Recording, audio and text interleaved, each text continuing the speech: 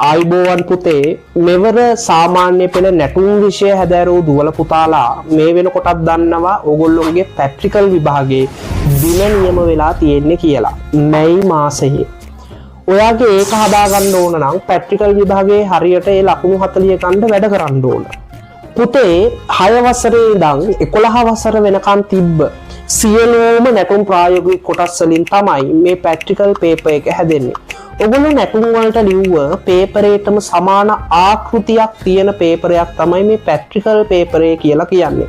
එතකොට අපට අප්‍රේල් මාසයේ හරියටම දින 12ක් 13ක් අතර වාගේ කාලයක් එක දිගට වැඩ කරලා ප්‍රැක්ටිකල් ටික මේ පන්තිය ඇතුළේදී ගොඩ දාගන්න පුළුවන්. මම අවුරුදු 4ක් තිස්සේ දැන් සාර්ථකව ප්‍රැක්ටිකල් පන්තිය කරනවා. ආරම්භක සම්මන්ත්‍රණයේ තියෙනවා අපේ අප්‍රේල් 4 වෙනිදා සිකුරාදා රෑ 7ට. ඒ සම්මන්ත්‍රණයට එන්න කොහොමද ඔන්ලයින් එකක් ඇතුලේ ප්‍රැක්ටිකල් එක කරන්නේ? මොන වගේ දේවල්ද මේ පේපර් එකට එන්නේ?